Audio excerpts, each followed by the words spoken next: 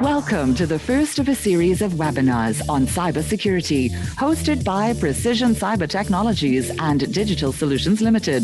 Precision Cyber is here to be your trusted cybersecurity and digital solutions partner, giving your organization peace of mind through well-tailored solutions to meet your needs. We are honored to have you all here with us as we create a platform for meaningful discussion so we can protect our physical and cyber infrastructure. We cannot thank you enough for joining, collaborating, and learning with us as we embark on creating awareness by bringing together cybersecurity and infrastructure partners from across the globe. Sit back and get comfortable as we welcome our panel for Shaping the Future of Cybersecurity. Let us welcome Mr. Garvin Warwick, Marketing and Sales Lead here at Precision Cyber Technologies and Digital Solutions, who will take you through today's proceedings.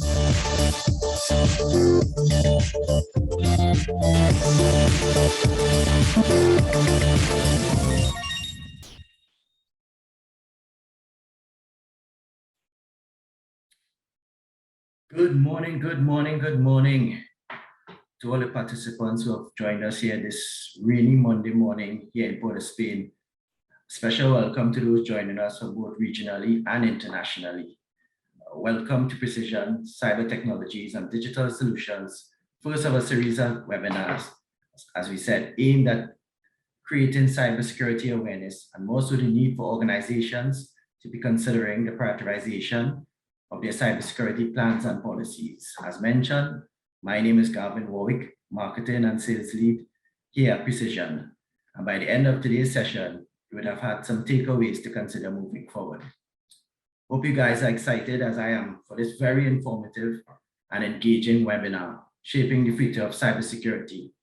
Today, we will hear from a number of key experts and leaders in the cybersecurity industry. In this morning's session, we will hear from Dr. Ronald Walcott of Precision Cyber Technologies and Digital Solutions, Mr. Chuck White of Fornetix, Mr. Christian Nane, SiSAP, Mr. Emmanuel Oscar of Fortinet, as they discuss cyber crisis preparedness and corporate resilience. In our midday session, we'll be discussing how to create a cyberware culture, so grab your lunch and join us right here for 12 noon. We close off today's webinar with our session from 1:30 p.m. on surviving social engineering and ransomware attacks. Just some quick notes. If you would like to ask a question, please type your question in the Q&A chat box so that we can answer them at the end of all the presentations. Please let us know if you need anyone specifically to answer your questions. Also note that the webinar room will remain open for the duration of the day, so you do not need to log off once you're logged in. So with that being covered, I would like to introduce to you our Managing Director here at Precision Cyber Technologies and Digital Solutions, Dr. Ronald Walcott, who will share some more insight on Precision Cyber Technologies and Digital Solutions to get us started. Dr. Walcott.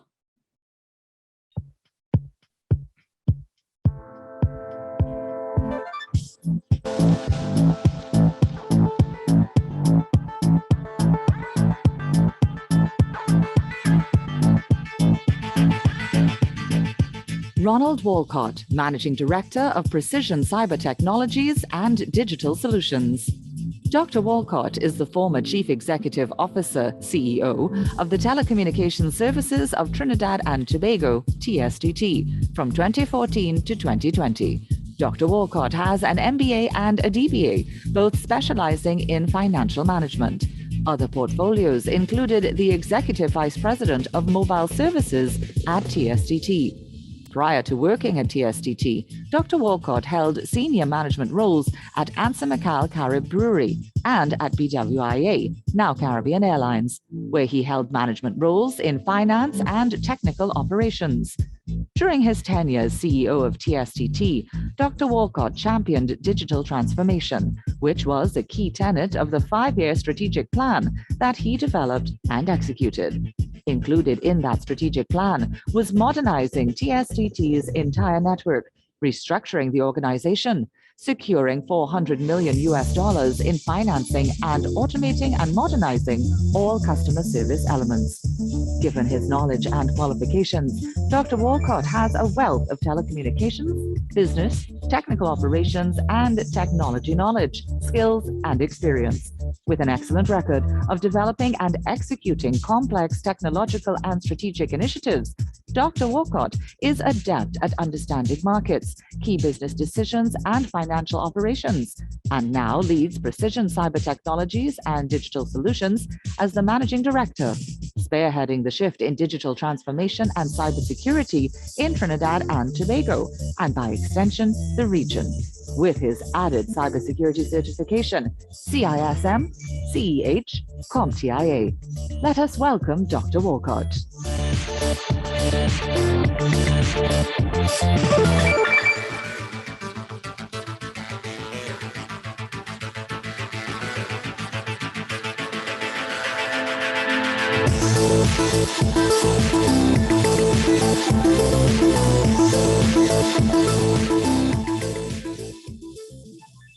Morning, everyone.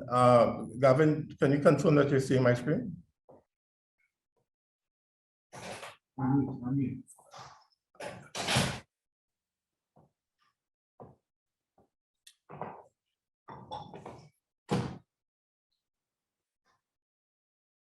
Yes, I'm just checking to see if my screen is up. Maybe you can just confirm, Gavin. Yes, we are seeing, yeah. Okay, all right. I'll turn this video off to focus here. Okay, so good morning, everyone. I'm assuming it's morning where you are. It could be afternoon. Some of our panelists are international panelists, as Gavin had mentioned.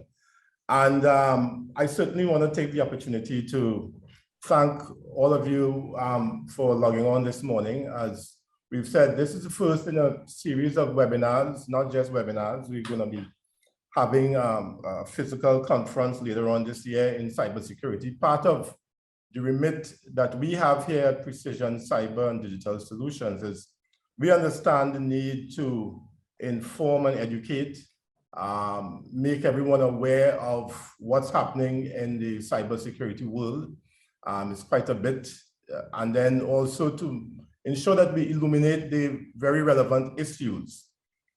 For us, it's about a holistic approach to this new technological era, this whole digital transformation adoption that has been accelerated in no small way by the COVID pandemic. But a lot of that acceleration is here to stay. And with that acceleration, it sort of intensified the need for us to be clear on the cybersecurity world that we're in today and the role that we play here at Precision Cyber. So I'm just going to give you a brief introduction to the company because today is really about our partners, and I really want to thank them when we approach them to be part of our webinar today to help us create the awareness and education. They all were enthusiastically in support of this. So we really want to thank them for taking time out their very busy schedules to be here with us today to help us along.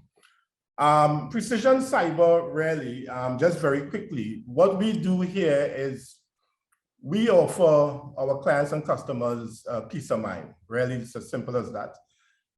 What we do, we provide a full suite of services and solutions, end-to-end solutions. You know, we've adopted the world-leading governance frameworks. We have, you know, we help customers with cyber insurance. That's another topic that we will deal with separately. Data loss prevention, business continuity. We have a whole suite of products. You know, and we do have global partnerships and alliances, which gives us the ability to do all of this. And we provide what we call defense in depth, which is, you know, from end to end, as I said. In terms of our portfolio, it's a full suite of solutions. Whether you want to do assessments, audit, pen testing, you want to do a social engineering campaign to make your employees a little more aware of what's happening, whether you just want us to do some consulting, cryptography or encryption solutions, compliance assessments, training, and so on. You know, what's also important for you to understand is that our solutions can be tailored. We do have specific solutions, and we have solutions that can be tailored to any business needs, really, because of the wealth of experience and expertise and scalability that we have. We have a range of products, and the products that we provide are products that are some of the best in the world. Some of the names here that you will be familiar with, but we also have products that are you know, that can fit to various needs, maybe needs that are not as very specific and demanding, whatever it is, whether it's mobile devices, IoT, on-premise firewalls, antiviruses, computer devices, and so on. We have a full suite of products, again, with our partnerships and alliances that we can provide to our customers. Some of the folks that are going to be on today, as I said, form part of our alliance and partnerships group. We have partnered and or form alliances with the world's best. And that is something that we really want to reiterate here. The people that we have partnered with are the best in the world in various aspects. And that gives us the ability to provide the people of Trinidad and Tobago and the region the best possible options for their cybersecurity and digital needs. So we're very proud about that, and we're also very happy that we were able to form these alliances. Something that we don't talk about a lot as yet, and we won't get into it too much, but a big part of what we do here also is around digital transformation. You know, the ability to provide efficiency to organizations, but our focus today is on cybersecurity, so we would leave that for another time also. But again, in terms of our digital transformation remit, we do provide end-to-end solutions. As I said, we would get into that into more detail at another time. So again, with Gavin, I just want to welcome everyone to the first in a series of webinars. The other thing I wanted to just say very quickly is that we're going to be making some announcements in the coming week or two about some new developments with our organization that's very exciting. And also, we are going to be introducing the first security operations center operations to provide 24/7 monitoring right here in Trinidad and Tobago and the Caribbean. The base is going to be here. And that SOC is going to be up and running by the end of this year. We're already well on our way with that.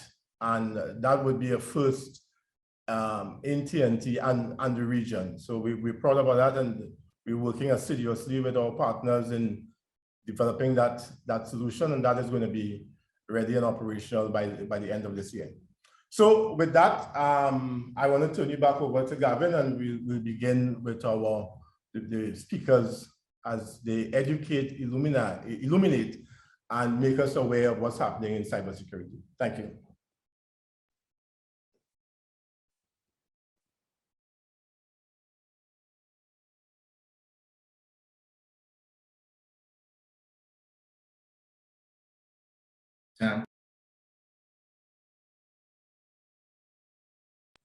Thank you, Dr. Walcott. Exciting stuff ahead here at Precision Cyber Security and Digital Solutions. Of course, you heard it right here, the SOC, the Security Operations Center, first of its kind in the region, right here, being provided by Precision Cyber Technologies. Of course, I know many of you, your eyebrows may have raised when you heard cybersecurity insurance. Yes, we offer a suite of services. We are one phone call away. So even after today's presentation, please feel free to connect with us. And of course, we will provide custom solution packages for you or your organizations where need be. With that being said, we take you to our next presenter, Mr. Chuck White from Fornetix, who is going to jump right in. This is where we get down to the brass tacks and the exciting stuff. So Chuck, over to you. We'll introduce you via video.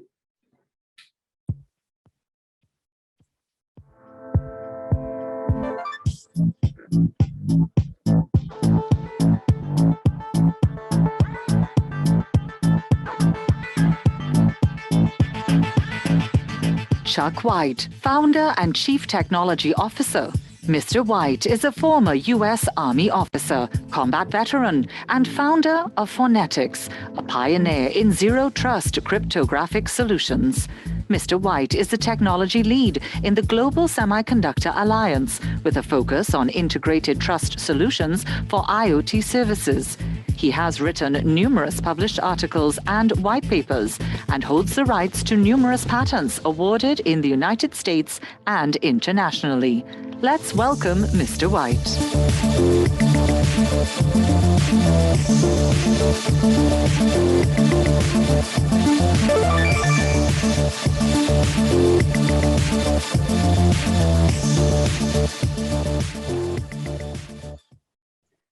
Hey guys, good morning, good afternoon, good evening, depending on where you're dialing in from. Thank you for the fantastic, warm welcome, awesome intro. And one of the outcomes of COVID was obviously I grew up here. Thank you for having me. And so what we're going to talk about today is in the light of zero trust, the idea and concepts that come along with it. And in particular, the idea of what is the future of zero trust. We're talking about a lot about that at Fornetix. And it's, and you're going to actually, what's really awesome, seeing, there's a number of technologies that are actually going to be part of this conversation that are building out the ecosystem. So without further ado, let's jump in. So I'm going to take, when Fornetix thinks about zero trust, we take it very much from the idea of policy enforcement points and policy decision points. And I want to note here, when you look at everything that's coming in, yeah, things like PKI and data access, these are things that would drive a cryptographic services platform would tie into zero trust. Well, really, we always had that cryptographic services platform, but we also always had this policy decision point and policy enforcement point model. What we've really been doing over the past 18 months is massively expanding that ability, building out an ecosystem, and working with partners to facilitate that behavior. Now, partners, key thing in this process. Zero trust architecture is a team sport. So when you look at this and you see things, like policy decision points or policy enforcement points, you'll notice there's a whole bunch of technology or systems, systems that actually fly into that ecosystem. And so I want to acknowledge the fact that when you look at this, all the partners that Precision Cyber is putting forward, their ecosystem helps you build out zero trust architecture. Fornetix is not zero trust unto itself. Vaultcore, our platform, is not zero trust. It is an enabler of zero trust. And that's really what we're going to get into today.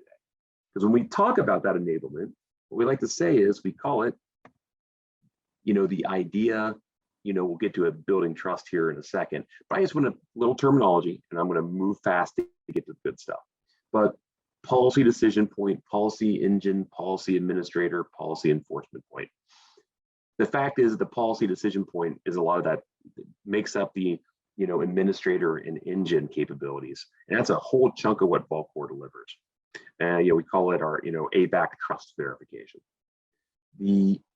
Gives you the ability to take on incoming requests, make it a comparison that engine generates an effective policy on our part, and then enables you then to go off and do a thing. Policy enforcement point, the thing being yes, no, maybe. The enforcement point is those intersections in existing technologies and solutions. And that's really where, it's about coalitions of the willing, the fact that you have to work together to thread that. And what we've been doing is leveraging our platform, building out ecosystems of partners, working with partners like Precision Cyber to build out these more robust solutions to facilitate that. And so we really want to be able to drive that and make that a big part of what we do. And so taking that forward, let's actually take it a bit into what the good part. When I said about that zero trust architecture and being a foundational component, and terminology at Fornetix, how the Vaultcore platform gets applied, is really about building trust. So that foundation, you build your house upon, a foundation, correct? Well, in that model, you also happen to be able to build your policy framework, your ability to do zero trust on the foundations that Vaultcore provides the platform. And what's happening? There's a lot going on here, but I'm going to sum it up in a few things. One, the idea being that it actually, you need something that is both needs to be balanced with usability. One of the concerns that we all have, we want to make sure systems are secure, but if they're unusable, then what's the point in what's the point of having cybersecurity if you make a system unusable? So one of the things I think working with partners like Precision is really important is that there's the mindset of you do the things that we do for cybersecurity so that you can get back to work. It's not, the work itself is not cybersecurity. Well, for us as vendors, it might be, but the fact is, whoever we're enabling, it's that whether it's zero trust or data protection or implementing, network security or communication security, it's all to enable you to get your job done. And if we go off of that, then we're missing the point of why our technologies are supposed to be there in the first place. But then you saw in red here, data and identity-centric attribute-based access control for policy decision point and policy enforcement point, enforcement across applications. You'll see a lot of this as we continue. So moving on. So when you normally think about Vaultcore, and we're going to talk about this as sort of a step in that direction. You see, when you think about us as a cryptographic operations platform, you can actually see things as a cross section of technologies. All the standard cloud-based services, the things we do, like whether we're in the Amazon, marketplace or whatever, down into applications, whatever they might be, network infrastructure, storage infrastructure, and then ultimately storage, tape, backup, etc. So there's a cross section there, which is super cool. And it does seed for the rest of the story because those all become places that have been quietly using Vaultcore as a policy decision point for the past several years. So we were sneaking in zero trust, before zero trust was cool. And if you're keeping track of when zero trust was cool, it was about 5 seconds after blockchain was determined or distributed ledger said it needed a few more years to mature. Inside joke. It was at RSA when it happened. It was pretty funny. Point being that you look at this type of infrastructure and you want to be able to say what these technologies are. And these becomes that baseline. And this is all about cryptography. But there's a reason why, particularly in devices, non-person entities, and in the broader sense of operational technology. There is a concern that, the technology itself has a strong reliance on cryptography.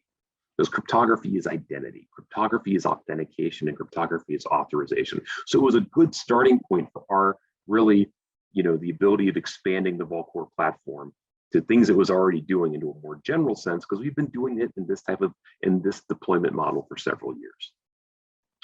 But this is the standard one. All jokes aside, this is the basic use. This is the instant gratification model for Volcore. And now what we're going to start getting into are some tactical examples of what this other pieces look like when we talk about what we've been calling our identity ecosystem. And I'm gonna pick on a few things here. One is that foundation for zero trust architecture. One for being able to support building out identity credentialing and access management. And then finally, device identity for IoT and operational technology. This one's near and dear to my heart because I think it's an underserved constituency. Whether the type of various infrastructures that are out there, you could talk about this in such a way where the impact comes across, and you want to be able to. It's not just as systems are becoming more merged. Whether it's your operational technology, these are your things like your power grid, your factory type infrastructure. Everything that isn't a traditional IT network, but yet is doing some sort of computing. On the flip side, there's IT. IT is what a lot of us are used to. It's data centers, servers, databases, network infrastructure, web servers, blah, blah, blah, blah, all good stuff. But what I'm saying is in the zero trust universe, you're going to see a merger. We've already seen it from an attack surface perspective, botnets derived from, IoT devices. Well, that's because IoT devices are taking on more of that IoT, nice another way of saying OT, you're taking that on. So that's why this ecosystem is so important. So let us begin. All right, this is something that we're actually building with our partner ecosystem. Keep in mind, I said it time and again, that this is something where with Fornetix, we've learned to play nicely with others. And what you might see here in this model is Volcore taking on two roles. One, interaction with PKI, because PKI is identity for non-person entities. It also generally ties to some form of step-up authentication, services authentication, OAuth, SAML, et cetera, where where you're looking at things like TLS, which is generally a nice way of saying either you're doing pre-shared keys, which people generally don't do, or you're doing PKI. The ABAC piece is this idea of a general purpose attribute-based access control. And what this actually is, you could do it a lot of different ways, but in this case, it could be anything. We'll walk through an example of that here momentarily, where we actually did a secure chat application where you could set up security around group membership, what you could say in a group, who's a member of a group, and that's all authorization data. It's wholly different than cryptography. But that's an example of how this goes. But it can be anything. It can be driven by usage. It could be tied in. I could see in a really awesome, thinking about this from the technologies we have here. You could think about this from a number of things, feeding some of these other technologies and their implementation of network security by simply having simple policies based off of how they behave. So, to give you an idea about what we're talking about there, it is very much anything related to authorization, whether it's usage, whether it's particular business rules, whether it's particular membership or business-driven capabilities. It is simply a means to say, need to know follows process, and having authorization that maps the process. That's what we've done with our ABAC capabilities. But you also note there's other technologies in the mix. And that's also, so Volcore taking on always being an integration platform also takes on that role, being a sort of a common thread amongst authentication technologies, governance technologies, privileged access management, and then feeding in PKI type services. So we're doing this for customers like the Defense Information Systems Agency, DISA in the United States, and as we'll go through, we're actually working with some of these on the commercial side as well. That's going to get more into the operational technologies. So carrying on, big data point out of this is it's an ecosystem approach. We work with partners to do it. Oh, and I should note that one of the big technical partners we have in this process is Dell. So this is also seen as Dell's identity credentialing and access management stack. So this is actually a part of that, and everything I've just described is we've been working with Dell primarily to be the path to put all this technology together and present it to customers. But I said we have examples. So here you go, an example. And you'll note one of the reasons we did this at Fornetix is that everyone generally thinks cryptography when you talk about what we do with Volcore. We wanted to demonstrate with our ABAC capabilities that we could do this for things that have very little to do with cryptography traditionally. So the flow is quite simple. You have your chat server, chat client infrastructure. You have what would be your chat server, something that I used OpenFire for the sake of example. And effectively what happens is there's an interceptor built on the chat server as a policy enforcement point. It sends each and every message to the Vault Core infrastructure to process, make a decision, and send back to make a determination on what happens to these clients. Here's the cool thing. Vault Core being that policy decision point is taking on the processing. The chat server has very minimum impact to it because it's effectively an interceptor, takes a message, passes on, goes, it's almost like a bump in the wire from the chat server perspective. And then finally, the clients are not modified at all. They behave the way they would naturally. That, by the way, goes back to a very critical part of zero trust and zero trust architecture is assume breach. Or back when all of this wasn't gray and I had hair up here, I would say assume compromise, but it's now assume breach. Terms change over time. But the idea here is that you can have an architecture like this, and the enabling application is effectively insert a policy enforcement point, and then establish what the policy is in Vault Core.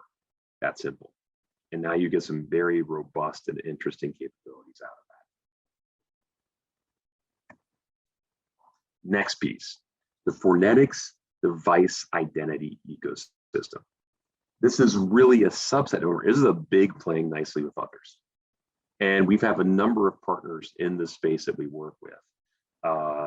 Particularly, we work with, and this could be a number of PKIs. In this case, we are, for one use case, we're actually doing this for a large semiconductor vendor. We work with Security. There's a lot of reasons in terms of having appropriate controls, about as much security as a government can provide, but be commercially available. Great partner. Similarly, we're working with Crypt because one of the things we do is there's injection of quantum. There's other partners in the space we also work with, like Cambridge Quantum, but in this example, we're working with Crypt. And ultimately, we have another partner that is integrating into the Vault Core platform called Trustify, and they actually build the integration point at the semiconductor level for applications, whether it's for everything for like secure boot applications for data centers, or to components for eSIM being used in vehicular fleet management in Europe. Like again, it's the playing nicely of others. And then ultimately, you have the type of technologies here that could be here. Offensa we'll get to in the next slide is what this is actually is an example. What's interesting to note here, I'm going to go blow back and forth through slides. You'll note in a device-centric world, that PKI takes that top-tier role as being the level of institutional trust, and it works its way ultimately to a root of trust. If you happen to be someone who likes drawing pictures like I do, you'll take a note that if you take this model and rotate it 90 degrees counterclockwise, you're effectively getting this model. And the reason we did it that way and defining it is that depending on what community you're in, the services, operational technology, IoT world understands the model that's up here. The identity-centric world understands a slightly separate model for like IT systems and human identity. The fact of the matter is, Vault Core almost acts as a pivot between those two approaches because of what our platform was built to do. So I mentioned Authenta. So what is Authenta? Authenta is this. So just like you might have an enabled application that's doing this for, in terms of policy enforcement points. And from a zero trust perspective, what we're talking about here is what happens when you get semiconductor type capability that actually drive in what the platform does and what it's able to do. This is going to play a critical role in applications that are making their way through the region in and time. If you tie it, as we started this conversation and everything that was a big part of what we're doing, you can actually see a story when we're talking about telecommunications where this plays a role in terms of enabling, creating alignment between whatever the device is, eSIM, and what it actually ends up being in terms of what applications go on it, what networks are associated with it, and being able to create that traceability all the way from what would be a PKI, maybe like what we saw like that slide, and how that PKI is presented in the ecosystem to devices. And so that you can create that trust and that you can create that traceability. You can shift left in terms of where trust is established. And from an OT perspective, that gives you a lot more measurement points to say, how much I trust this network, how much do I trust this thing? And so now you're seeing alignment. And when we say this kind of tells the story about what we are at Fornetix, that future of zero trust. Because at the end of the day, as systems, networks, devices are becoming aligned, the Vault Core platform that we provide at Fornetix is a integration tool to allow you to create consistent authorization models based off of trust between all those various networks and systems. So with that, I thank you for your time. I'm looking forward to hear the rest of the presentations, and I hope you are as well. And with that, thank you and have a great day.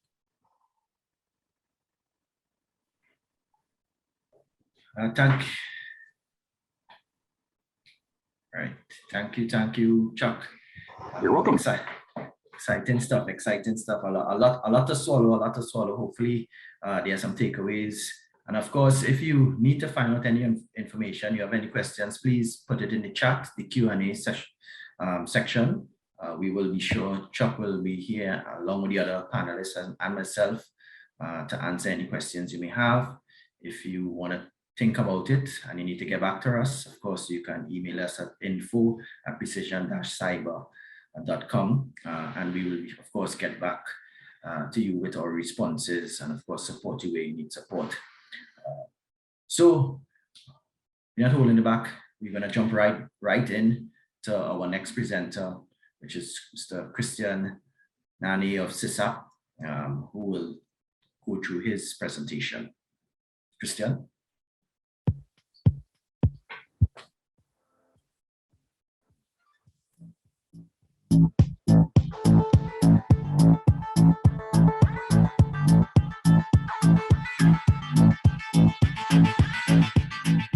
Christian Nani, Chief Information Security Officer.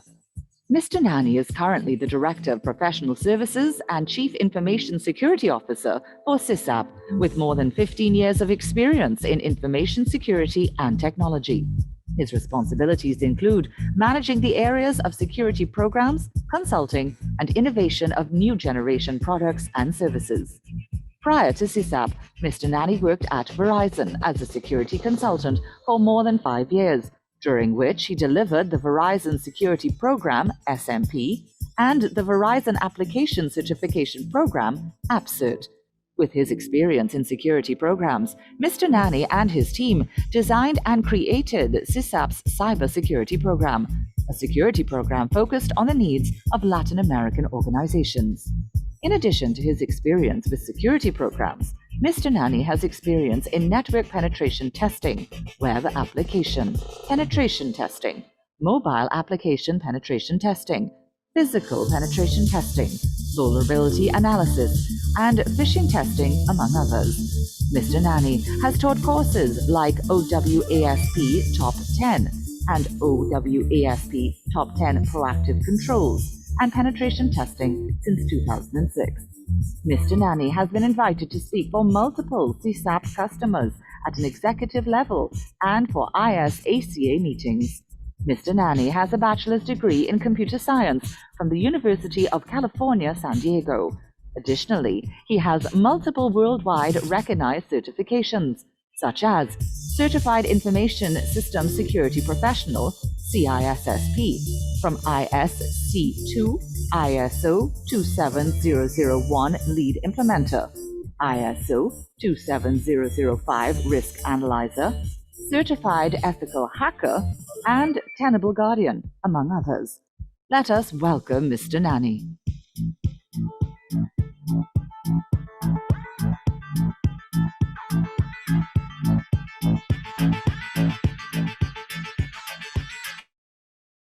Thank you very much, everybody, for having me here. Thank you, Garvin, for that wonderful introduction, and Ronald for letting me speak with you guys today.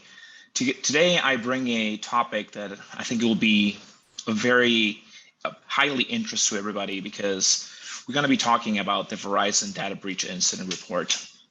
Let me just share my screen really quickly.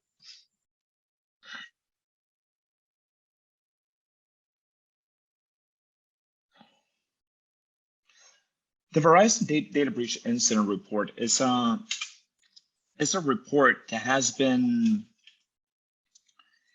in its works for a very, very long time. It's a report that will help people understand the trends and incidents and breaches from the previous year. It's a report that goes from November of 2 years ago to October last year, and tries to compile all the incidents and breaches that happened during that year in order to understand what happened and help us really protect a better tomorrow.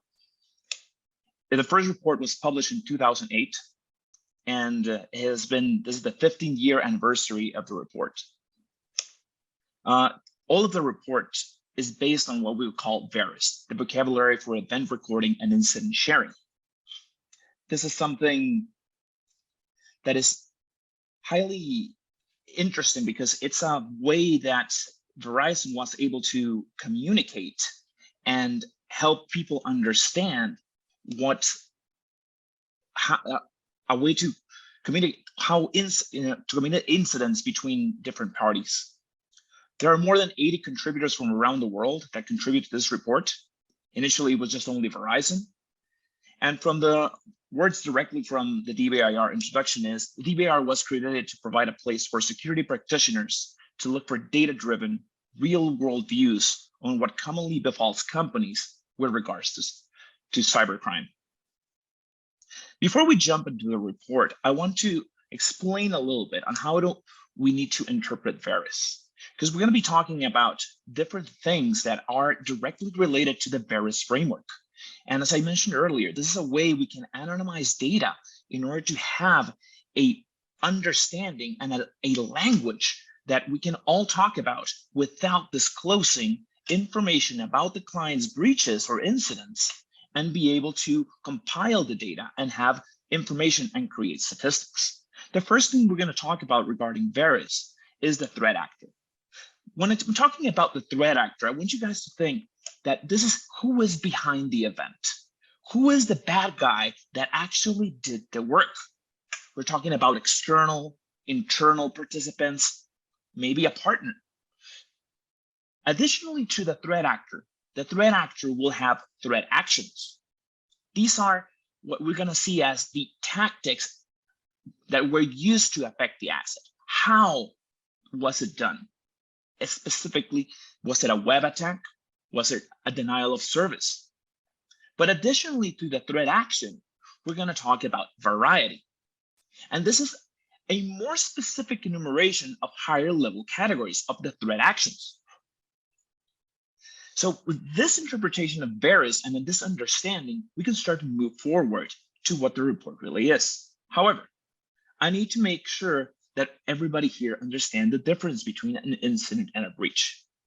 And an incident, as the DBIR defines it, is a security event that will compromise the integrity, confidentiality, or availability of an information asset.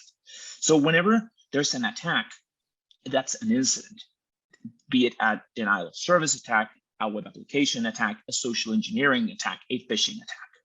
However, a breach is a little bit further, in which we're going to talk about when it's a confirmed disclosure of data, and it's not just a potential exposure. It is when the client specifically knows the data left the organization. This happens a lot in ransomware, where we're seeing not only the initial way of doing ransomware, we would get the system ciphered and the attacker or the actor was asking for a ransom for the data. Now they're actually taking the data out and doing a second attack for ransom. So without further ado of all this introduction, let's go for the results of 2022. As I mentioned earlier, the results for 2022 comprise the data of November 20th up to October 2021. The first thing we're going to see as a summary of the results is the enumeration in non-error, non-misuse breaches, because error and misuse breaches, it's a whole category on themselves. And we're going to see that the type of enumerations or type of data people were looking for were credentials, with over 50% of the data, phishing, to actually attack using phishing, exploiting vulnerabilities, and a very, very small percentage of botnets. This gives us an idea that attackers are going for credentials to actually perform the attacks. These are not really sophisticated attacks that they're going after to perform the data breaches. Credentials has been one of the biggest factors on breaches and incidents of the DBIR 2022. Another interesting thing regarding the summary of results for DBIR 2022 is that ransomware has been increasing almost in an exponential fashion since 2017. In comparison to 2022, we are seeing a 13% increment.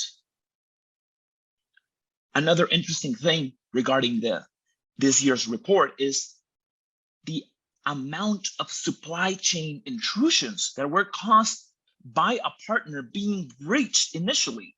And since there is that, let's call it embedded trust between partners, the spread of the breach went over from the partner into the final target. And this involved 62% of total breaches. Additionally, misconfiguration still maintains to be a very, very high number in the amount of breaches and incidents that happen. Not as high as in 2019, where it was almost 10% of the breaches. In 2021, we still have around 6% of the breaches. This tells us that we need to train our people, that we need to document in order to have a better security in our infrastructures, because misconfiguration is happening over and over again. Open firewalls, default configurations. However, one of the things that shocked me the most of this year's results was the amount of breaches that involved the human element. This year's result, 82% of the breaches involved social engineering in some fashion, be it by misconfiguration, privilege misuse, phishing, etc. But let's dive a little bit deeper. Let's look into the results of what the DBIR is telling us. And first, let's see at who is responsible for the breaches. In the 2022 report, we're going to see that more than 80% of the attacks were caused by an external actor. I know I mentioned earlier that a lot of the attacks were done via supply chain. However, the actor itself, once it was identified, it was still an external actor, with only almost 20% being an internal actor, and negligible multiple actors or a partner actor. But looking at the who is not enough. We also need to understand why this is happening. And the first thing we're going to notice is that the most important motivation, or the primary motivation of the actors, is financial. People were talking a lot about in the Costa Rica incident where Conti was attacking the whole nationwide. If it was something else, because they were actively promoting the war against Ukraine. But as we can see, most motivations are financial. They are looking at getting money. It is something that promotes the attackers to actually do their work because it's very, very profitable. A small percentage is due to espionage, and then negligible to ideologies or secondary motives. And I want to contrast this with the report of 2012, where, as we're going to see, in large organizations, as well as in all organizations, still the primary motivation for the attacker is financial or personal gain. They're not going after the companies out of personal interest because it's a grudge or something else. Most of the time is to get money, sell the data. Let's look at how these things happen. And these are the next couple of slides that I will show. We'll be talking about how the incident happens and how the breaches happen, separated because, as I mentioned earlier, they are two different things. And we would notice that most incidents, the top action was web application hacking, as well as in varieties, denial of service. Email gets the second action vector for social and malware. Carelessness, partner, a malware that the partner had that entered through that trust network via software update, and then everything else became negligible. Web application hacking is how they're entering, how they're trying to gain the access, how these incidents are happening. However, once we look at the top actions in variety, we see that denial of service is what they're doing the most. And then we go to backdoors that are being installed. And then malware. Talking about the breaches specifically, we will see that web application still is the primary way of actually getting into the systems and getting out the data. However, once we move over to the action variety, is what's using the stolen credentials, which this tells us a lot of things. Because if we're talking about that the attackers are using stolen credentials, we need to protect this better with multi-factor authentication to make sure that if an attacker actually gets the credentials on their hands, they are very, very limited in what they can do. Email using social and malware is the second factor. It's an action. Carelessness, desktop sharing software to actually get the data out. In the varieties, we see in third place ransomware, and fourth is phishing, on how they were able to access and get the data out. Finally, let's look at what was compromised. The first thing we're going to see is what assets were compromised. The asset that was compromised the most was servers, more specifically, web application servers and mail servers. A little bit of focusing on the mail servers. This makes a lot of sense with the rise in BEC incidents we have seen, at least in the Latin region. For those who know what a BEC attack is, a BEC attack is, for its initial, a business email compromise, in which an attacker actually goes into an email system of a high-level executive and starts reading his email to understand what he's doing, understand how he talks, how he approves things. And then by using a single email, since he knows the schedule, since he knows how he talks, since he knows how all the processes, he's able to change a transaction from where it should have gone to his personal account.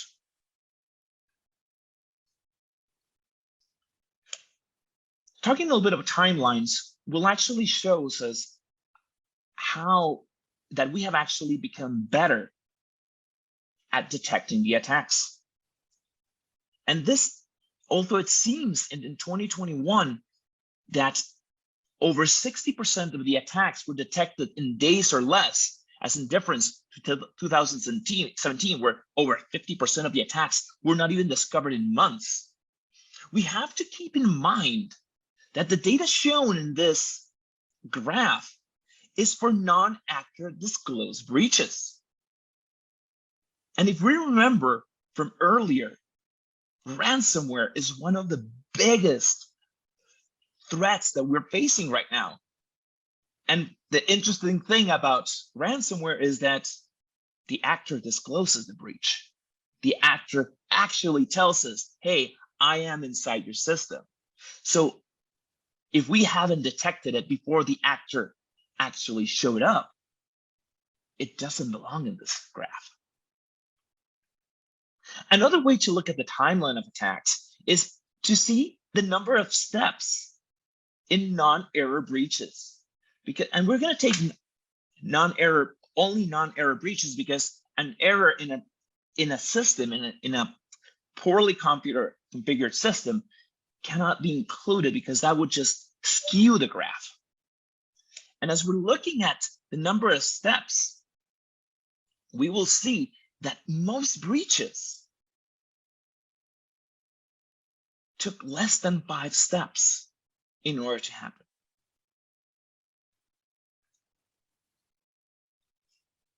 One of the things the DBIR has been doing for a very, very long time is that they have been determining patterns. And they try to group all of the incidents and breaches in a set number of patterns. Starting from last year, they changed the types of patterns they were choosing as, and they came out with 8 patterns and everything else, to a total of 9 patterns. In terms of incidents, we can see in this graph very, very easily that the primary type of incident, or the primary type of pattern, is a denial of service attack, followed by basic web application attacks, system intrusions, and social engineering. However, once we move to actual breaches where the data is coming out, the graph looks very, very differently. Where system intrusion takes the lead, followed still by basic web application attacks, social engineering, and not lagging behind miscellaneous errors. So let's take our time and look at each of these patterns one by one and see how they're composed of, what data was compromised, and try to understand a little bit more about them. When we're talking about system intrusion, first we're going to talk about the actors. 82% of system intrusions for the breaches were external, with only 2% being internal. The main motivation, and you're going to start seeing a trend here like we have seen earlier, was financial. 93% of the attacks were financially motivated, and only 6% due to espionage. Finally, the data compromised was 42% was credentials, 37% personal, 16% internal, and 35% other type of data. Looking at the difference between the amount of incidents and breaches, we'll see that 7,013 incidents were due to system intrusion. And of those 7,000, almost 2,000 were confirmed data breaches. Moving over to social engineering, we'll see that the actors are 100% external. There is no doubt about this. The motivation for the actors, again, is financial with 80% and espionage being 11%. And the data compromised is 63% credentials. And this keeps going on with the trend that we need to protect our users' credentials in a better fashion. we need to make sure our credentials for our users are being protected. 32% of the data that was compromised was internal, 24% personal, and 21% other type of data. Looking at the graphs, 2,250 about were incidents, and about half of those include a confirmed data breach. This is interesting, very interesting information to have, because we're talking about social engineering. And regarding social engineering, we see that 50% of the attacks were successful on a data breach, telling us that we need to start training our users even more. The amount of, looking at statistics, the amount of training people receive, most companies don't give but even a day of training throughout the entire year to their workforce. The next pattern we'll be talking about is basic web application attacks. The actors for the basic web application attacks are 100% external. There is no doubt about it. Motivation, still 65% financial, 31% due to espionage, 2% due to grudge, and 1% due to ideologies. The data that was compromised, 69% was personal, 67% credentials. This is one of the only places where personal data is higher than the credentials. However, as you can see, the amount of data that was compromised adds up to a lot more than 100%. And this is because in a single web application attack, or in a single type of breach, multiple types of data can be stolen. Looking at the incidents versus confirmed data breaches, most were incidents directly, 4,750. However, only 1,200 of those attacks were in a successful data breach. Once we start looking at miscellaneous errors, the actors are 100% internal. The errors were completely caused by internal actors. The motivation, 65% financial, 31% due to espionage, 2% to grudge, 1% to ideology, and the data that was compromised, 81% personal data that can be sold later to actually perform identity theft or other things. One of the very interesting things about miscellaneous errors is that of the 715 incidents that were in cause of miscellaneous errors, almost all of those 708 were caused in a complete data breach. Regarding denial of service, there's no surprise. The actors were 100% external. We're not going to talk about motivation here or any other thing, because denial of service just brings the system down. Although there were some confirmed data breaches of the 8,000, almost 500 events, only 4 of those happened in a confirmed data breach. A key thing to note here is that denial of service does not include ransomware. This is just pure denial of service. Ransomware goes directly into the category of system intrusion. Looking at lost and stolen assets, the actors were 95% internal, with only 6% being external actors. The motivation for these actors was 98% financial, with only 2% ideology, and the data being compromised is 77% personal, with 43% medical data. However, here in lost and stolen assets, we have actually become very good at protecting the our assets with whole disk encryption. Of the 885 events, only 81 were confirmed data breaches. And looking back at the at the previous stats about data compromise, these are not the data that was actually compromised. This was the data what was in the devices at the moment of the incident, rather than the data breach.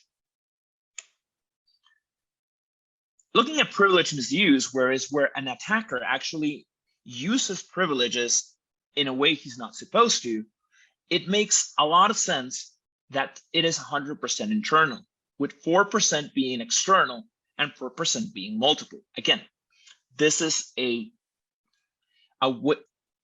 adds to 108%. However, this means that although there was 100% of internal, the attacks include an internal actor, 4% of that 100% include an external, which were considered a multiple actors.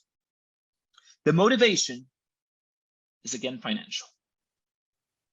And there's a little bit to notice here that 6% of the incidents and breaches were due to convenience, because the actor or the sysadmin thought it was convenient to increase his privileges to do certain tasks.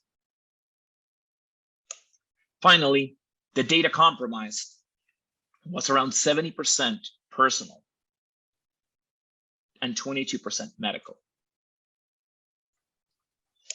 Looking at what the privilege misuse incidents versus confirmed data breaches is, we'll notice that 275% were 275 were incidents, but only 216 were actually confirmed data breaches. Looking at all this data is very staggering to actually understand how does this apply to my specific industry. So one of the things that DBIR includes is specific industry information. And that's where we're going to look next. We're going to look at very specific industries such as financial and insurance, manufacturing, retail, to understand what attacks are actually affecting those industries and how can I protect myself. The first industry we're going to talk about is financial and insurance. And here, first, we're going to look at the top patterns that affected the financial and insurance industry. The first pattern is basic web application attacks. It makes a lot of sense that basic web application attacks is the primary vector because it's online banking. That's where the money is. That's where the users store their money. That's how they ask them. That's how we do transactions. The second vector is system intrusion, and followed by miscellaneous error. These three vectors compose 79% of incidents and breaches for the financial and insurance industry. As there is no surprise here, the motivations for the financial insurance are 98% financial with only 5% espionage. The actors, 73% external, 27% internal. And the data that was compromised was personal data with 71%, credentials with 40% of the data, other type of data, 27%, and banking records, 22%. As the name of the talk implies, is how we can use the DBIR to actually protect a better tomorrow. So as part of the DBIR, Verizon includes the top IG1 controls. For those that are not knowledgeable of what IG1 controls are, IG1 controls is a set of controls of implementation group 1 of the top 18 controls that are created by SIS. When we're looking at the top IG1 controls for the financial and insurance industry, the first thing we're going to see is that we need to amp up our security awareness and skills training. We need to make sure our users know about the attacks, know what the risks are. And of course, not only the users, but also the sysadmins and security admins to actually know how to use the technologies they're managing. That's the only way we can actually reduce miscellaneous errors. Second, we need to look at secure configuration of enterprise assets and software to make sure that our assets and software is configured properly. Finally, we need to look at data protection to make sure you're protecting the data the right way. The second industry we're going to look at is manufacturing. And in manufacturing, the top banners for our system intrusion, basic web applications, and finally, social engineering. These three top patterns comprise of 88% of the attacks that the manufacturing industry had. Once we're looking at the motivations for attacking the manufacturing industry, we see that, again, financial takes a lead. 88% of the attacks were financially motivated. Looking at the actors, 88% of the actors were external. And finally, the data that was compromised, 58% personal and 40% of the data credentials. Now let's look at the IG1 control specifically for the manufacturing industry. Again, and you're going to see a pattern here. We need to train our people better. We need to give them security awareness and skills training. This is a must. This is something we need to keep doing to help them understand. However, the second main control for manufacturing is access control management. Be able to provide a way to control how admins access.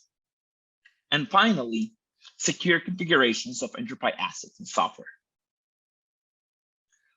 Looking at a little bit at the retail industry, the top patterns we're going to look at are system intrusion and basic web application attacks. These makes the whole sense of the world, being 84% of the attacks for the retail industry, especially basic web application attacks, where they are attacking the e-commerce websites. And system intrusion, of course, we have seen a lot of ransomware specifically targeted at the retail industry. The main motivations for the retail industry, of course, is financial, with only 2% being espionage. The actors, again, are mostly external, 87% of the actors. And the types of data that was stolen were credentials. 45% of the data is credentials, with only 27% being personal data and 24% payment data. So what should the retail industry be looking at to protect better? First of all, again, security awareness and skills training. And similar to manufacturing, better access control management and secure configuration of enterprise assets and software. The last industry we're going to look at is public administration. This is all the government. The top patterns for them are system intrusion and basic web application attacks as well, with being 81% of the attacks. However, here, espionage does take a big role on what they actually did, being espionage 18%. And this makes sense. They are a state. You're going to be attacked by other states. However, still, the main type of attack, the main type of motivation was financial. Looking at the actors, 78% were external, while only 22% internal. The data compromised, 46% was personal data and 34% credential, 28% internal data. So what should the public administration should be looking at? First of all, again, security awareness and skill training, access control management, And here we have a different control for them that is specifically account management.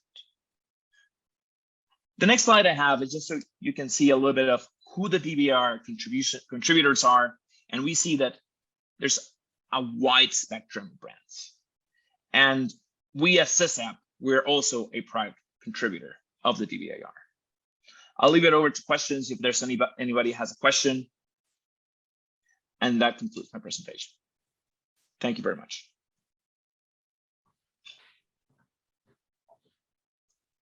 All right. Thank you, Christian. Very insightful, very, very insightful data there from the Verizon report. Of course, the key takeaway, of course, is training that is needed, skills training, of course, secure configurations, also require data protection. And that's why we're here. We're really here to create awareness and understanding and show some of the data that is out there and that continues to happen. And that is a need for organizations to continue to train their employees and of course protect their data. So hopefully we have some takeaways from this report and we'll be getting some phone calls, you know. So thanks very much, Christian. We will have the questions coming in at the very end. So we ask you to stick around. Okay. And we will pose those questions to the very end of the last presentation, which is actually up next. So we have Mr. Emmanuel Oscar of Fortinet, who will start his presentation in a short bit after his video presentation. Thank you. Thank you, Christian.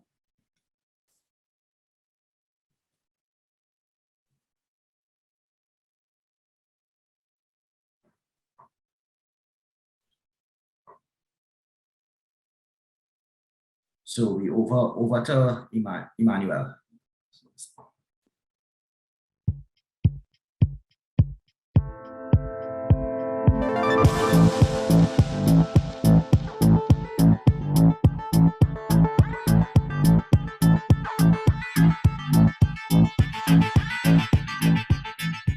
Emmanuel Oscar, Engineering Manager, Caribbean. Mr. Oscar is an experienced information assurance and security practitioner that uses a risk management-based approach to securing information, people, and business assets. He is a knowledgeable security practitioner who implements cost-effective information assurance programs through the consolidation of technological and implementation of information security, management, and technical tools to provide measurable outcomes. He serves as Information Security Architect, Security Operation Manager, and Business Continuity/Disaster Planning and Recovery Consultant at Fortinet. He is certified in MS Information Assurance, CISSP, and ISSAP, IEM-CNSS Network Protection, and CNSS Security Management. He specializes in information assurance, IT governance, information/network security, architecture, vulnerability assessment, and threat management/remediation/integration of physical and logical security incident response risk management. Let us welcome Mr. Oscar.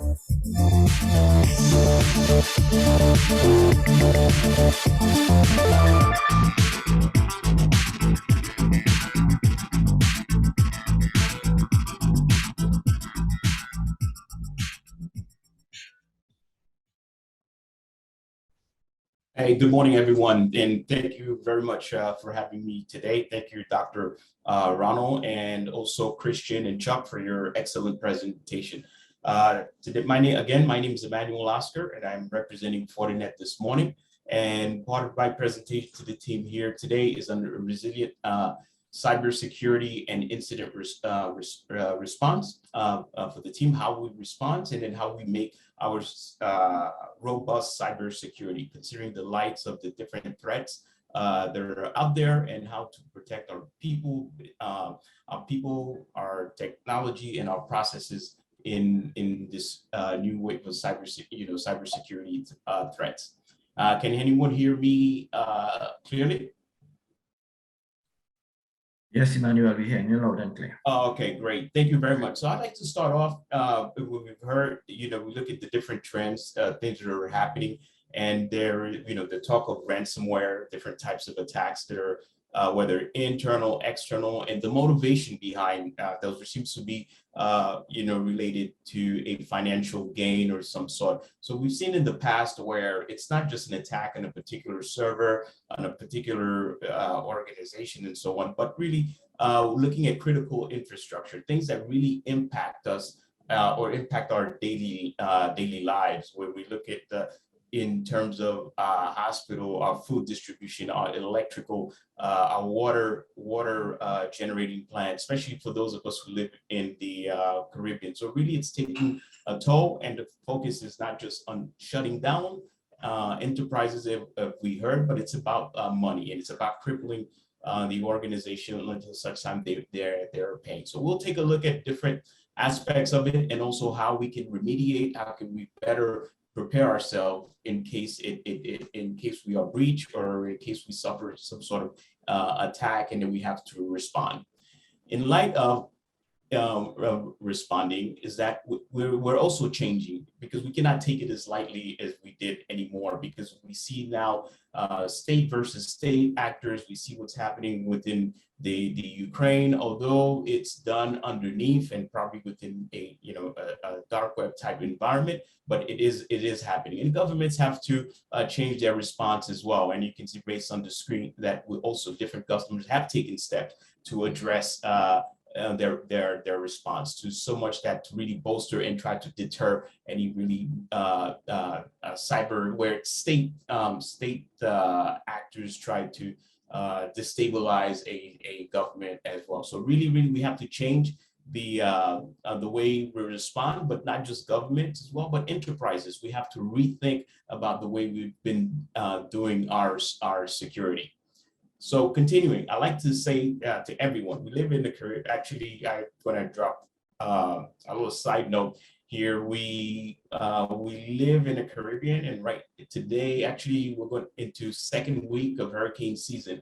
So all of us should have all our security, disaster recovery plan, should have been tested by now. We don't want to wait till there's a disaster and then you have to test. So going back, I like to bring something that Mike Tyson quote, right? Everyone has a plan until they get punched in the mouth. So it's not a matter of if, but it's when you're going to get hit by some sort of ransomware, which seems to be the most prevalent type of method of attack, that you're going to get hit. And how you respond is going to be key, because that's going to be the success between being able to move forward and also or laying off the entire employee, or losing your business. So no matter what the plans, even some of the best rehearsed plans, there's always some gap or something to that effect that may not go right. But with enough practice, with enough planning, you'll be able to make the adjustment, and when something does happen, but at least fare better than most. And in my experience, this is usually some of the things that are missing from many of the security programs and security plans recovery or business continuity plans that may be out there. So how did we get here? And we've seen, we've looked at the Verizon breach, and again, what we've seen is that we look at what COVID brought, this acceleration that brought us, work from everywhere. The explosion of the different edges, LAN edge, a WAN edge, a cloud edge, and so on. And every edge that you present within an organization, we all have to do due diligence and see what are the risks that are involved in securing that, and what exposure, what is being the organization is being exposed to. So we have a myriad of different things that are happening, because businesses have to innovate, right? With innovation comes great opportunity, but it also introduces risk to the organization itself. So when we look at incident response, and we're responding, one of the key things, and we saw that in the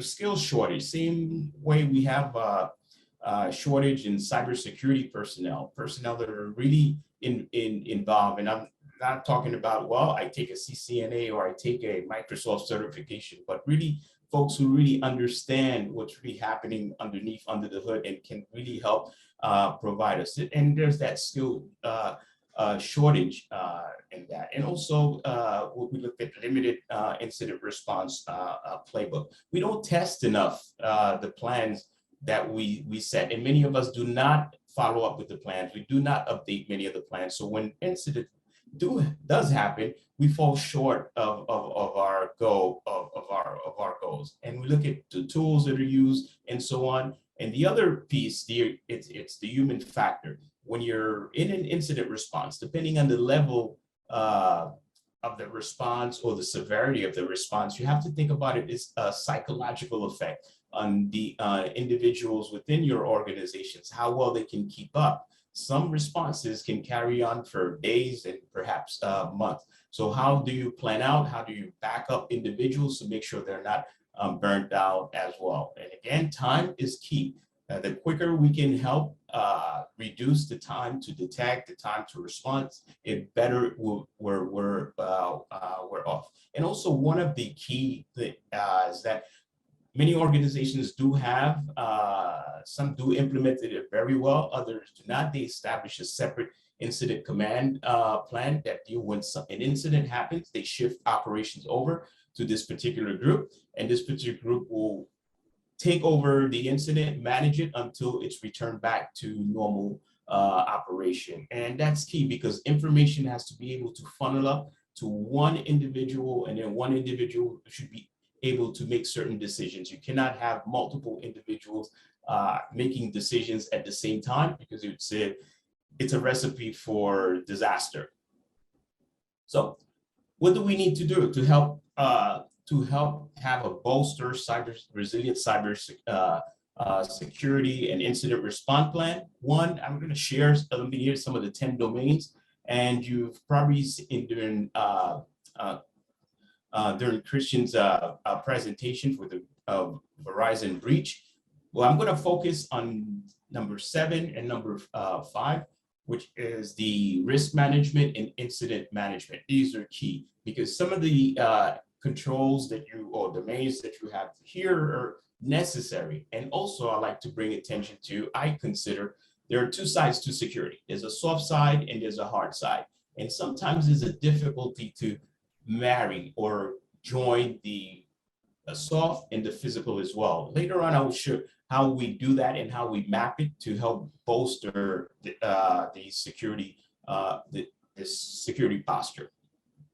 So what we looked at, if you look at the NIST cybersecurity framework, and there are many frameworks out there, but I chose the NIST because it's common, it's free, and it provides also a wealth of information and also some additional documentation in case you want to implement some sort of security framework. So here we identified some of the components for the NIST and some of the requirements. So the whole idea behind this is to be able to identify, protect, detect, respond, and recover. And each one of those have their own little subsection that you need to take a look at. For example, if we look at the recovery and planning probably will be part of your business continuity. And then within your business continuity, you may have incident response plan. Incident response plans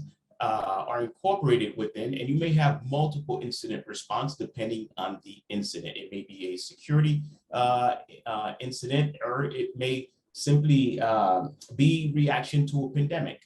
So boom, we have COVID. What's our plan? What's our incident response plan for that? Okay, everybody works from home, but when we work from home, we also introduce additional risks. The risk to the data centers, the risk to additional resources that we may have at our data center, because again, the laptops are no longer within inside the organization. They are outside, and they may provide a method way for the threat actors to gain access into a secure way to provide access into the data center. So again, each point has to be taken and then looked at and also addressed. It's not an easy task, but again, addressing, having the right mix of individuals within, not just systems administrators, but folks who are versed in security and also within the process of security, be able to help organizations address and implement some of these, well, we could say controls or processes that should be in place as part of a security program. So how do we respond? So like many folks, and I know Chuck was also in the military, I was also in the Army, and as a nuclear and biological warfare specialist. So therefore, responding to incidents, we've been through it, we know, and what it takes to be able to respond. What I like to use, though, even though I was an Army personnel, I love the Navy's framework. And this is kind of like what I call a carrier battle group, and where you have different components and they're securing it. And so if I say, well, you need to secure the ocean, so this is how you do it. Different pieces providing, different pieces of security, but also they're integrated, tightly integrated, so that when pieces of information are shared, so everyone understands the threat around them and be able to react and respond. Even though it's a carrier group, it can defend itself, but it doesn't mean it's not susceptible to an attack. Same way I mentioned before, you can have the best plan, but you still attack, but yet you're taking the measures to be able to do that. So in the same fashion, what if you don't have a carrier battle group to be able to protect your network, your infrastructure, and so on? So what we need to do, we provide, being from Fortinet, we provide what we call a security, Fortinet security fabric. It's a mesh architecture that provides this, that is broad in nature, meaning that it extends beyond just the data center. It's into the cloud, the LAN edge, the remote access edge, and so on. And just like the carrier battle group, it has to be integrated where the systems are able to communicate each other. The fact that you cannot do security within a silo. If I have a piece of equipment that controls a part of the network, that system should be able to share the information that it's seeing with the other systems that I have on the network. That way we can have this integrated integrated security that helps reduce risk and also manage overhead of managing multiple devices. It has to be automated in the sense when we respond to incidents, a lot of the times things are happening a lot faster than we as human beings can actually process. So we look at your typical networks, your core right now with 40 gig interfaces and so on. So they're happening at a faster rate, and especially if you breach a ransomware is propagating within your network, how a single administrator is going to stop the spread of the network without some automation and also playbooks or certain tools that will help. And we will take a look at some of the that we can take. So the security fabric, Fortinet security fabric, is built on three pillars. It's a network-driven security, a zero trust access architecture, and also an adaptive cloud security. And what we do here at the security-driven network. So in the past, we've looked at security, we called it network security. We built the networking piece, and then we come back now and say, well, how do I secure my my network? But we take a different approach here with the security fabric. And with security fabric is we integrate the security as we build the networking. So every piece of the networking devices do have a security component within them. And we saw zero trust component is the second pillar, and we saw Chuck highlighted to that in depth. So basically, it's controlling who, what, when, and where, and not just access to the network, but also access to the applications as well. Because in the past, we said, well, I limit access, but once someone connects via VPN, they have total access to the network. So we're not just controlling the network, but also controlling access to the applications as well. The third pillar that we're looking at is the adaptive cloud cloud security. And we know there's a ramp up to the cloud.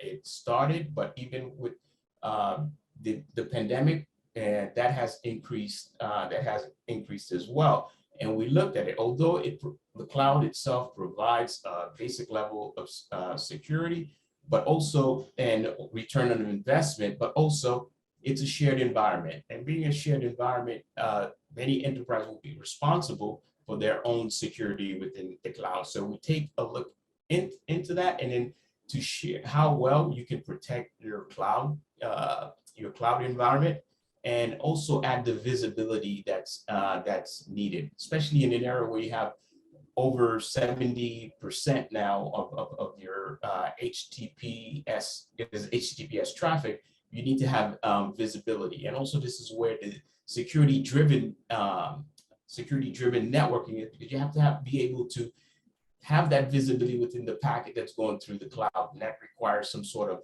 deep packet inspection, or being able to decrypt the packet, be able to see what's going on, and try to detect any anomalies or malicious activity that's going on your network. So we'll take a look at the Fortinet mesh architecture. So we look at, and actually Gartner came out with, I think, just before the year ended, where the idea behind this, similar to a carrier battle group, we try to, instead of having individual devices, pinpoint at different networks doing their own functionality, no communication, no integration at all, basically, which creates a wealth of complexity in terms of administrative overhead, management, and so on. So you take that and then you create this mesh platform, where key part of the mesh platform is the integration between all the multiple different security functions that are occurring in the network, and then be able to integrate where now they're communicating with each other. So if one's aware of a particular vulnerability, threat, and so they are able to communicate it to help bolster your security posture. Okay.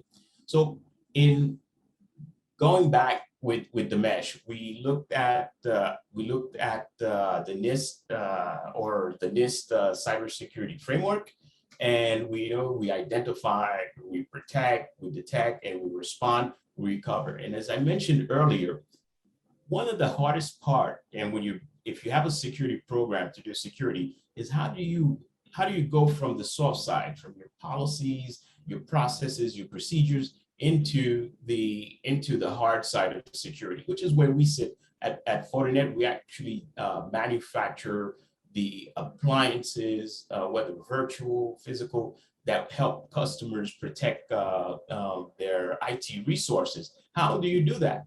And what we do is we take the example with NIST cybersecurity framework, and basically you have to identify, right?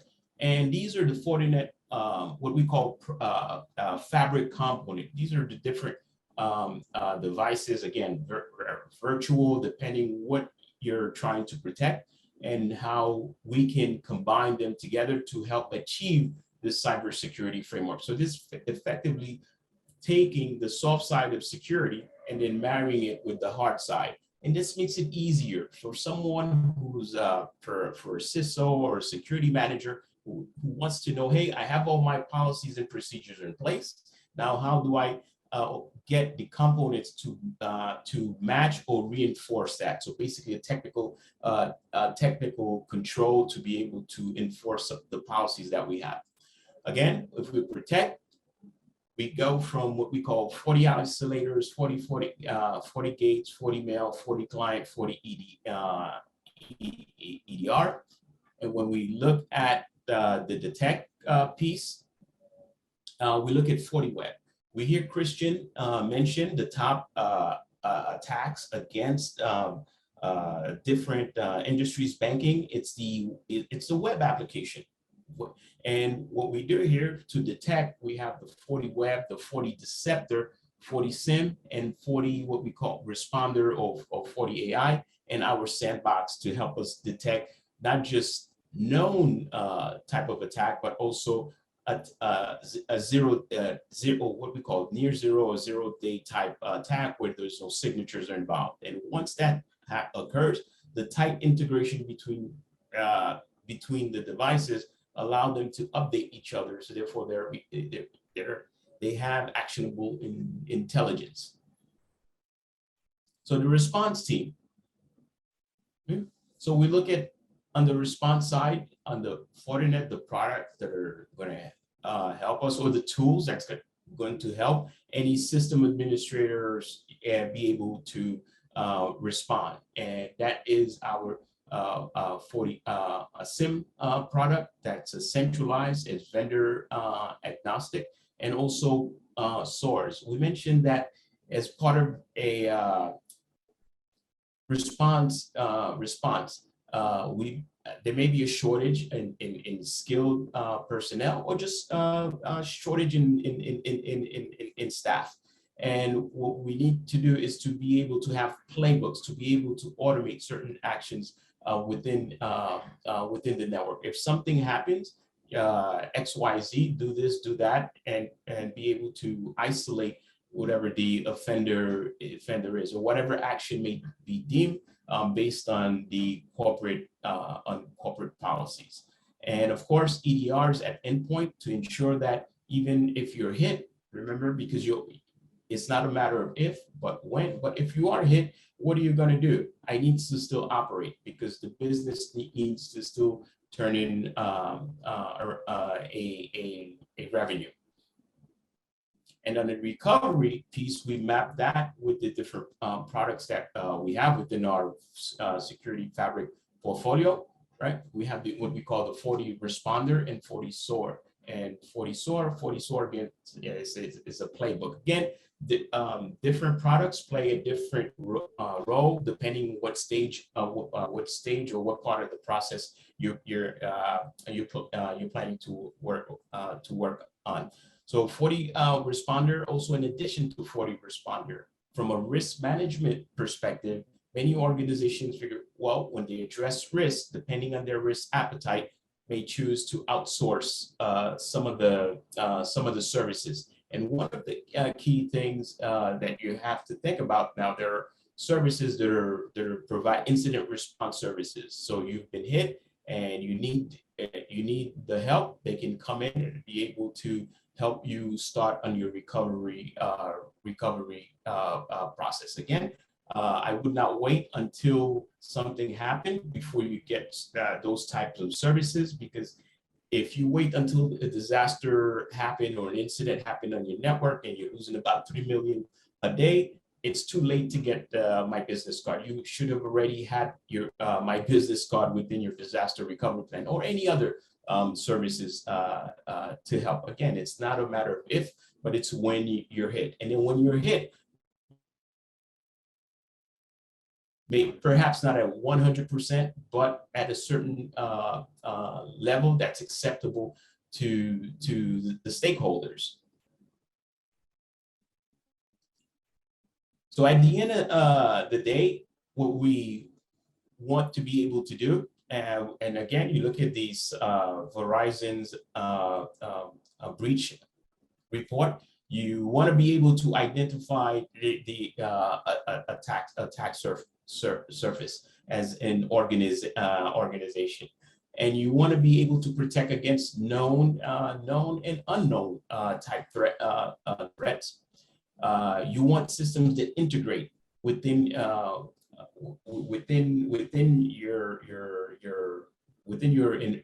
environment. Systems have to be able to communicate with each other. Systems have to be able to share the intelligence that they have. It may be benign or it may be malign, but either way, the information is shared. And no longer that you have systems that are isolated within your network, but systems that are cooperatively self-healing and protecting the network.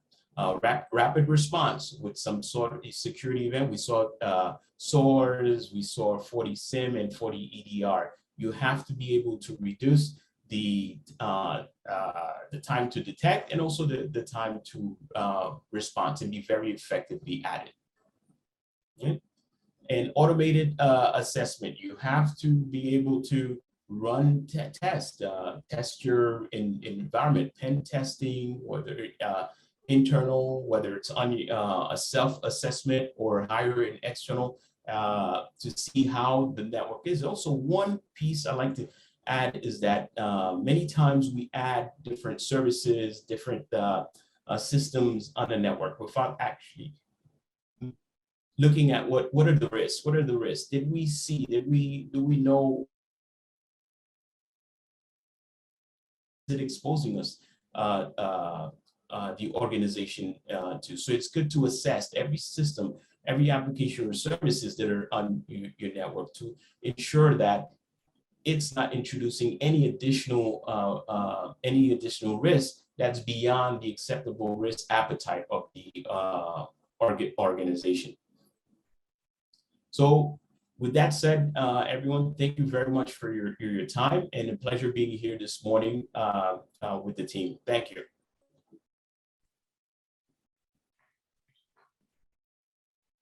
Thank you, Emmanuel. Once again, another great presentation by the group Fortinet. Of course, using in this framework, using their fabric components, you have identified key elements and products that they offer. So that brings us to the end of the actual presentations for this morning. But of course, we do have a few questions coming in. We had a question from Mr. Clark, how hacking can be prevented, and of course we had Mr. Christian Nani answering that via the chat, and most of you would have seen. We also have another question coming in via the chat, and of course this was for Christian as well. What is an example of miscellaneous errors? So if you could quickly just kind of grab that question, Christian, if you're on. Yeah, I'm here. Miscellaneous errors actually talk about any type of error that was done by a user admin on any sort of device. This usually means configuration errors. An example of this would be leaving a port open on the perimeter firewall that wasn't supposed to be open, and that left the organization exposed. That is what we call a miscellaneous error.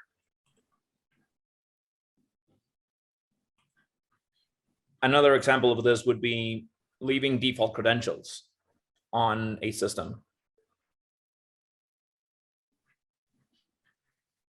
Okay, great. Hopefully that answers your question, Greg.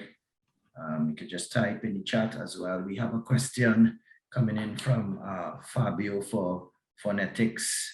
Everybody talks about training. We know training is needed, but people make mistakes. So how could a company like Fornetix use its solution to control privileged access management and secure configurations to limit human error? Great question. And Fabio, I appreciate that. So with the Volcore platform, you could actually put in those security rules as policy. You could put it in so as things plug into that authorization platform, whether it's identity sources, whether aspects of like the Fortinet infrastructure, which is a prime example of what we're talking about, or even other third-party applications or things like privileged access management capabilities. You can have the rules in an audited format to prevent issues of human fault or human mistake being put in place. It's the same way we would solve a scaling issue for massive rollout of PKI. It's the same thing you would do for massive rollout of authorization. Having that policy decision point architecture employed as part of the solution allows you to have an audited resource be the point in which that allows you to sort of funnel or channel those requests in something that in turn is, you know, both transparent where it needs to be and secure everywhere else to prevent those type of mistakes. So that's where, you know, automation and policy controls become critical, is because they work in concert with training to be a way to enforce what the training result is. So it is intended to enforce, you know, or prevent human error by providing enforcement of policy in your ecosystem.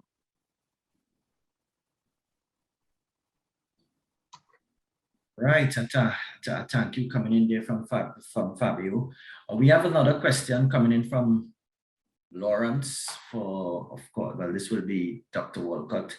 The mindset of small and some medium-sized business owners is that IT is not worth the salary until, of course, they suffer a system failure.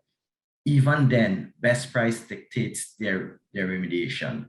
Do you see your company and or your partners making progress in regard to changing this mindset? How so? Yeah, well, that's a good question.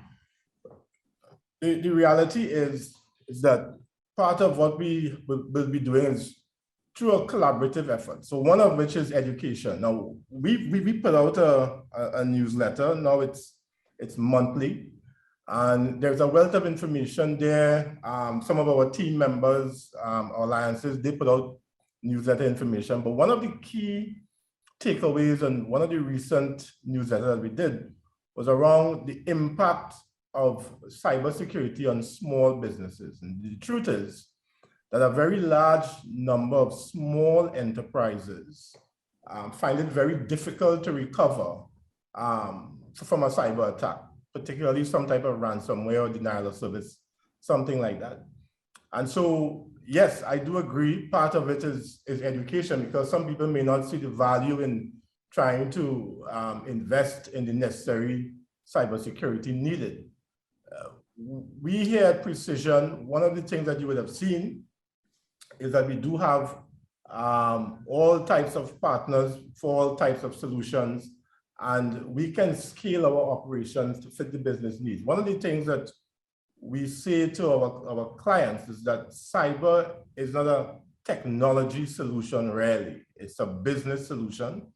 Ultimately, it has to fit the business goals, and we can provide any organization with necessary tools and competencies along with our partners that supports any company's specific business goals.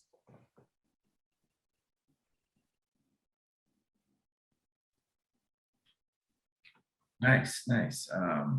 Just touching on that point, of course, you could find those newsletters on our website, www.precision-cyber.com. As Dr. Walcott alluded to, we do have those newsletters coming out on a monthly basis. So please subscribe. And of course, we will continue to provide information as we see fit based on the industry. I think that's the questions that we have for coming in from both the chat and from online. Of course, we continue on our afternoon session. It's just around 11, 3 minutes to 11. So we're on time. And of course, our second session begins at 12 noon, right here, same link. Please ensure that you stay locked in, because we have a lot more great, insightful presentations coming your way. Be sure to follow us on Instagram, Facebook, and LinkedIn as we provide as much information and data as possible to guide you as well as your organization as we move forward. That being said, we would like to thank the panelists, Chuck, Emmanuel, Christian, and of course, Dr. Walcott for joining us this morning. Hopefully you all would have, as participants, would have gotten some takeaways that you could use within your organization. Feel free to contact us if need be, info@precisioncyber.com or 610 PCDS, which is 7327. Of course, you can get us there. And of course, you can actually email me at gwarwick@precision-cyber.com. So thank you very much. It was a great morning session, and see you guys at 12 noon as we jump into our second session.